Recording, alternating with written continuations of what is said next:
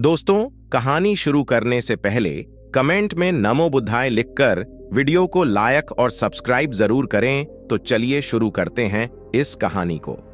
हिमालय की तलहटी में एक ऋषि अपनी कुटिया में रहते थे।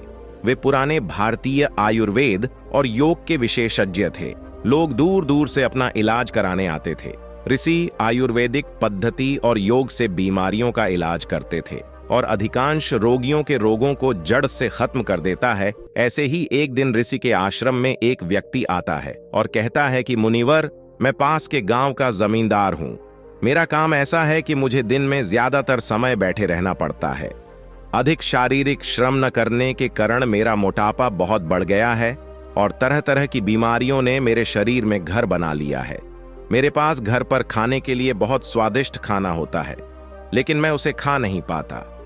अब मेरा मोटापा इतना बढ़ गया है कि मुझे उठने बैठने और चलने फिरने में भी परेशानी होती है।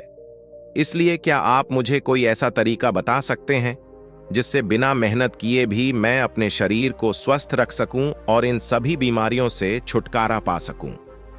ऋषि ने कहा कि ऐसा भी एक तरीका है। इसके लिए आपको सबसे पहले अपने शरीर में जमा गंदगी को बाहर निकालना होगा, और जैसे जैसे आपके शरीर से गंदगी बाहर निकलेगी और आपका शरीर अंदर से साफ हो जाएगा, तो आपका वजन अपने आप कम होने लगेगा, त्वचा साफ हो जाएगी और आप खुद को पहले से ज्यादा ऊर्जावान महसूस करेंगे।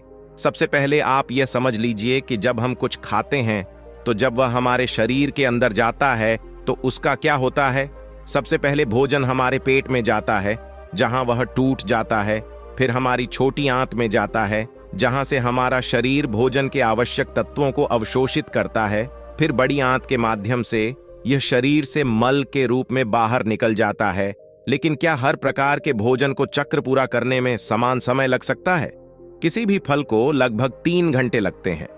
हमारे पेट में 1 घंटा, छोटी आंत में 1 घंटा और बड़ी आंत में 1 घंटा। सब्जियों को उसी अनुपात में 6 घंटे लगते हैं और गढ़ वाले अनाज जैसे गेहूं, चावल और दालों से बने उत्पाद को लगभग 18 घंटे लगते हैं। इस चक्र को पूरा करें, यानी कि जिस भोजन में पानी जितना कम होगा, उस भोजन को शरीर से निकलने में उतना ही अधिक समय लगेगा। जमींदार ने कहा, मुनिवर, जैसा कि आपने कहा था कि शरीर से अनाज को पूरी तरह से खत्म करने में 18 घंटे लगते हैं, लेकिन मैं अनाज को 3 से 4 बार खाता हूं। एक दिन ऋषि ने कहा, यह वह जगह है जहां आप गलती कर रहे हैं। पिछला भोजन पच नहीं पाता है और आप अधिक डाल देते हैं। परिणाम स्वरूप पिछला भोजन पूरी तरह से अपशिष्ट के रूप में बाहर नहीं निकलता है। यह अंदर सड़ता रहता है और फंगस और कीड़े पैदा करता है।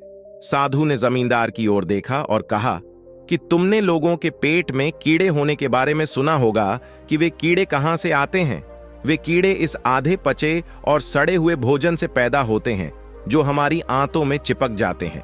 यह जरूरी नहीं है कि आपने कल जो खाना खाया वह आपकी आंतों में गंदगी के रूप में फंसा हो सकता है कि 1 साल पहले खाए गए भोजन का कुछ हिस्सा अभी भी आपकी आंतों में गंदगी के रूप में फंसा हो।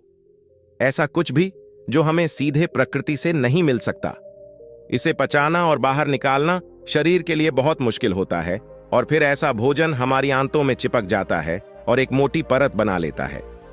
देखिए, हम जो भी खाते हैं वह हमारी आंतों की दीवारों के माध्यम से पचता और अवशोषित होता है और फिर हमारे रक्त में भेज दिया जाता है। लेकिन अगर गंदगी हमारी आंतों की दीवार में जमा हो जाती है तो भोजन के रस के साथ वह गंदगी भी अवशोषित हो जाती है और हमारे रक्त में मिल जाती है और फिर रक्त के माध्यम से हमारे शरीर के सभी हिस्सों में पहुंच जाती है और उनके काम में बाधा डालते हैं और अलग अलग बीमारियों का नाम दे देते हैं इस बाधा को।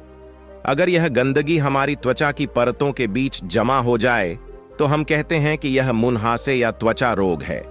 अगर यह गंदगी गांठ बन गई है, हमारी किडनी या पेट के किसी हिस्से में जमा हो गई है, तो इसे हम कैलकुलस मोटापा कहते हैं। ठीक उसी तरह अगर आपको वजन कम करना है तो इस गंदगी को शरीर से बाहर निकालना होगा। हमारी आंतों में बहुत मोटी परत होती है तो उसे हम कब्ज कहते हैं, और कब्ज ही सभी रोगों की जड़ है। इसी प्रकार जब यह गंदगी हमारी श्वास नली में जमा हो जाती है, फिर हम इसे अस्थमा कहते हैं। तो असल में कहने का मतलब यह है कि यह गंदगी ही हमारे शरीर की सभी बीमारियों की जड़ है, और अगर हम इस गंदगी को शरीर से बाहर निकाल दें तो हम अपनी सभी बीमारियों से छुटकारा पा सकते हैं, क्योंकि जो शरीर अंदर से साफ है उसे कोई बीमारी नहीं हो सकती है। ऋषि ने अपने शरीर की ओर इशारा करते हुए कहा कि हमारा यह शरीर एक आदर्श डिजाइन और एक है प्रकृति का अनमोल उपहार। कुछ समय बाद हम अपने शरीर को मां प्रकृति को लौटा देंगे। इसलिए हम सभी की जिम्मेदारी है कि जब तक हमारे पास यह शरीर है, हम इसे स्वच्छ और स्वस्थ रखें और इसे वैसे ही वापस दें जैसे मां प्रकृति ने हमें दिया है। ऋषि ने आगे कहा कि इंसानों ने प्राकृतिक भोजन किया है। पदार्थ लाखों वर्षों तक सीधे रहते हैं, इसलिए मानव पाचन तंत्र भी उसी के अनुसार विकसित हुआ। यानी हमारा शरीर कच्चे प्राकृतिक पदार्थों के लिए बना है, लेकिन अपने स्वाद के चक्कर में हमने इसमें ढेर सारी गंदगी डालनी शुरू कर दी है। तो आपका पहला काम इस गंदगी को शरीर से बाहर निकालना है। और फिर दूसरी बात यह है कि इसमें सही खाना डाला जाए। लेकिन मकान मालिक ने कहा, लेकिन मुनिवर शरीर से गंदगी कैसे बाहर निकालें? ऋषि ने कहा कि इसके लिए सबसे पहले आपको दिन में 16 घंटे का उपवास करना होगा। ऋषि ने जमींदार की ओर देखा और कहा, 16 घंटे का नाम सुनकर डर मत जाना। उपवास आप इसे बहुत आसानी से कर सकते हैं। देखिए, वह शक्ति जो हमारे शरीर के अंदर से गंदगी को बाहर निकालती है, वजन कम करेगी, बीमारी को ठीक करेगी, वह हमारे अंदर है। यह किसी दवा या दवा में नहीं है। और उपवास करके हम उस शक्ति को अपना काम करने के लिए समय देते हैं। देखो, जब एक आदमी की हड्डी टूट जाती है तो हम उस हड्डी को आराम देने के लिए उसे बाहर से बांध देते हैं ताकि वह हड्डी अपनी जगह पर रहे, और कुछ दिनों के बाद वह हड्डी अपने आप जुड़ जाती है। ऐसा नहीं था कि हमने उस हड्डी को जोड़ने के लिए उस पर कोई दवा लगाई थी। तो फिर उस हड्डी को किसने जोड़ा? यह हमारे भीतर की जीवन शक्ति को जोड़ती है। यह जीवन शक्ति बहुत मजबूत है। सोचिए, अगर यह जीवन शक्ति हमारी हड्डियों को जोड़ सकती है तो क्या यह हमारे अंदर की गंदगी को बाहर नहीं निकाल सकती है? क्या यह पत्थर को नहीं तोड़ सकती है? निश्चित रूप से यह ऐसा कर सकती है जब जीवन शक्ति ने अपना काम करना शुरू कर दिया है। तो ये किसी भी बीमारी को ठीक कर सकता है, चाहे बीमारी कहीं भी हो और कितनी भी पुरानी हो। सबसे पहले आप यह समझ लें कि जीवन शक्ति कैसे काम करती है। जीवन शक्ति एक समय में एक ही काम अच्छे तरीके से कर सकती है, या तो भोजन पचाने का काम या फिर काम पचाने का काम। आंतरिक मरम्मत का या शरीर का उपचार। लेकिन दुर्भाग्य से ज्यादातर लोग हर समय खाते रहते हैं और इस जीवन शक्ति को अपना दूसरा काम करने के लिए समय नहीं देते, क्योंकि जैसे ही भोजन हमारे अंदर जाता है, जीवन शक्ति उस भोजन को पचाना शुरू कर देती है। हमने सुबह नाश्ता किया, जीवन शक्ति इसे ठीक से पचा नहीं पाती और हमने दोपहर का खाना खा लिया, वह भी पचता नहीं, और हमने शाम को फिर खा लिया, वह भी नहीं पचता, और हमने रात का खाना खा लिया। इस प्रकार प्राण शक्ति 24 घंटे 7 दिन रात भोजन पचाने में लगी रहती है।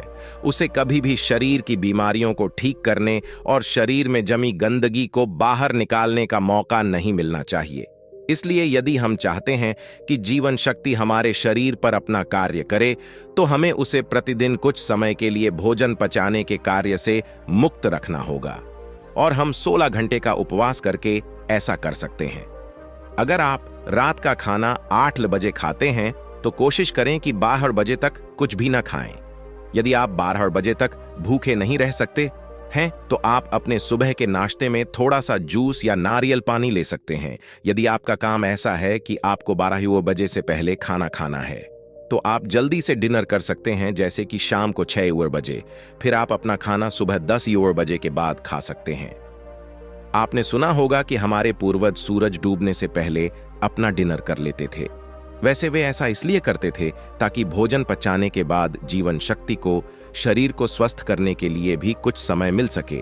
मान लीजिए आपने शाम को 6 बजे अपना डिनर कर लिया है, और अगर आपका खाना हल्का है तो रात 2 बजे तक यह आसानी से पच जाएगा। उसके बाद 2 बजे से सुबह 10 बजे तक, यानी 8 घंटे का समय फ्री मिलेगा जीवन शक्ति के लिए। यदि आप 30 दिनों तक इस नियम का पालन करते हैं तो यह समय 240 घंटे हो जाएगा, और 1 वर्ष में यह समय बढ़कर 2880 घंटे हो जाएगा। यानी 1 वर्ष में हमारी जीवन शक्ति को हमारे शरीर को ठीक करने और आंतरिक रूप से मरम्मत करने के लिए 2880 घंटे मिलेंगे। प्राण शक्ति हमारी आंतों में जमा गंदगी को बाहर निकालेगी, पथरी को तोड़ेगी और खून को साफ करेगी और सांस की नली में जमा गंदगी को बाहर निकालेगी। इस समय में प्राण शक्ति किसी भी गंदगी को, किसी भी बीमारी को दूर कर सकती है, शरीर से बाहर निकल सकता है। लेकिन आजकल लोग सोचते हैं कि अगर वे उपवास करेंगे तो कमजोर हो जाएंगे, लेकिन ऐसा नहीं है। हजारों साल पहले हमारे पूर्वजों के पास भोजन की निरंतरता नहीं थी। कई बार उन्हें कई दिनों तक भूखा रहना पड़ता था। तो इस तरह से मानव शरीर का विकास हुआ है कि उसे समय समय पर उपवास करने की आदत होती है। अजीब बात यह है कि हम हमेशा कुछ न कुछ खाते रहते हैं। हमारे कुछ बौद्धिक पूर्वजों ने इस बात को समझा था कि यदि किसी व्यक्ति को उपवास करने के लिए कहा जाए तो वह उपवास नहीं करेगा। इसलिए उन्होंने उपवास को जोड़ दिया है हमारे धर्म और रीति रिवाजों के साथ, ताकि लोग समय समय पर उपवास रखें। उपवास के दौरान हमारी जीवन शक्ति शरीर के हर हिस्से तक पहुंचती है। यह शरीर में जमा गंदगी को मल, मूत्र, खांसी और पसीने के रूप में बाहर निकालता है। ऋषि ने मकान मालिक से कहा कि एक बात का हमेशा ध्यान रखना कि रात का खाना हमेशा हल्का होना चाहिए, और अगर आप अभी 16 घंटे तक उपवास नहीं कर सकते हैं तो आप 14 घंटे से शुरू करें और इसे धीरे धीरे 16 घंटे तक ले जाएं। पहले तो आपको यह मुश्किल लगेगा, फिर धीरे धीरे यह आपकी आदत का हिस्सा बन जाएगा। ऋषि ने एक और तरीका बताया है जिसके द्वारा आप अपने शरीर से गंदगी को बाहर निकाल सकते हैं। वह है शरीर की मालिश और पसीने के माध्यम से। जब हम सप्ताह में कम से कम 3 बार तेल से शरीर की अच्छी मालिश करते हैं तो इससे हमारा रक्त तेजी से चलता है और यह रक्त उसके साथ चलता है।